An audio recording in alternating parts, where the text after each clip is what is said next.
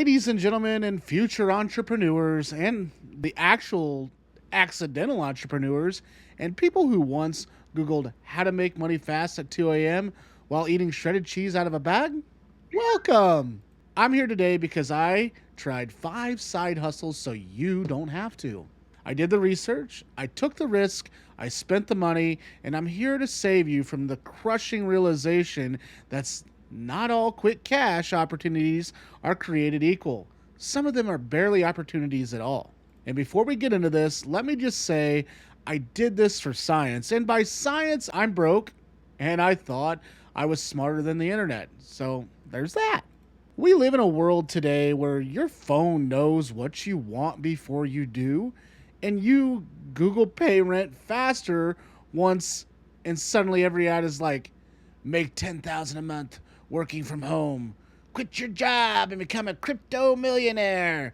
You know, what they don't tell you about them, that the yacht was made of cardboard. It's true. And I was curious, could I really make money on the side without sacrificing my dignity, my sanity, or maybe even both? A little bit of a spoiler? No. The answer is no. But it's going to be fun listening to me explain to you how I tried. Everyone online makes drop shipping look like the golden ticket. Just find a product, set up a store, run some ads, and boom, you're rich. Drop shipping is the only people that's getting rich is the people that are drop shipping the product. I believe them, and because I'm what scientists call financially gullible, I guess you could say. So I set up my own drop shipping store, and it sold phone cases. But not just any phone case. These were eco-friendly, plant-based, biodegradable phone cases. Probably made out of dog do. It sounds cool, right? Dog do phone case? You know what's less cool though? Nobody bought them. And not one person. I spent $300 on ads targeting people who love plants, love phones, and have a disposable income. The lesson learned though, drop shipping isn't passive income. It's passive hope.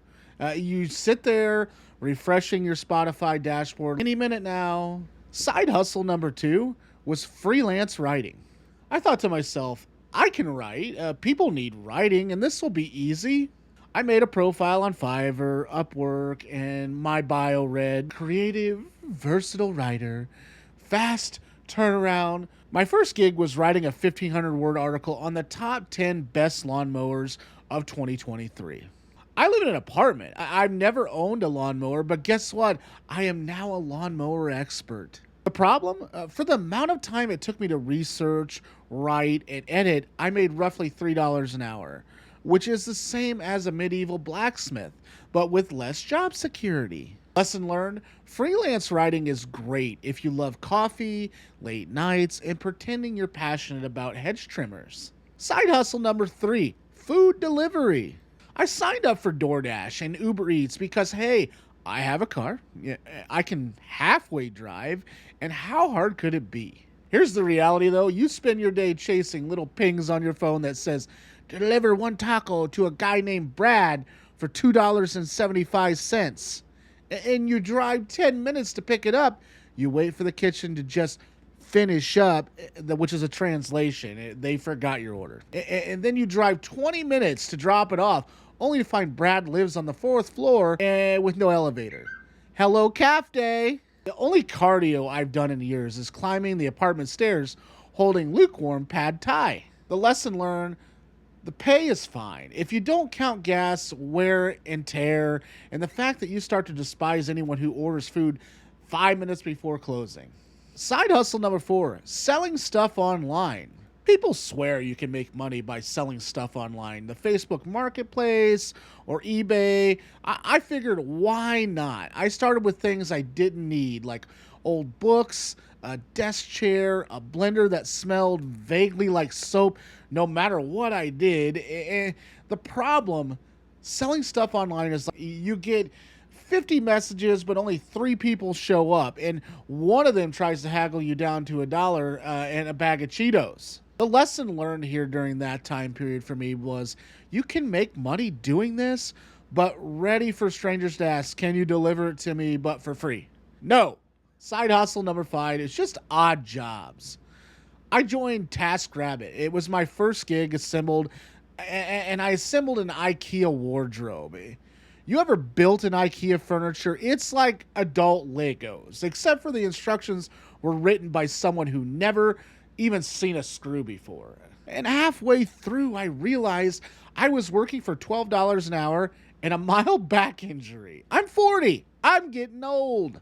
Another gig was helping someone move. They said it would take 2 hours. We all know better. Nothing was packed, and it took 7. And at one point, I was carrying a couch through a narrow hallway thinking, could I have gone to law school? The lesson learned here was odd jobs are great if you love variety. And by variety, I mean back pain, the different pains, the upper, the lower, the shoulders. After all of this, I sat in my living room surrounded by the wreckage of my entrepreneurial journey, a closet full of biodegradable phone cases, a half-written article of the best hedge trimmers of 2024, a lingering smell of pad thai in my car, and no blender because I finally sold it for $5. And I realized something. I wasn't failing at the side hustle. I was failing at finding a side hustle that matched me. Here's the thing that nobody tells you. Side hustles aren't magic, they're work. And they only work if you actually enjoy or can at least tolerate the work that you're doing. You can make drop shipping work if you love marketing and numbers.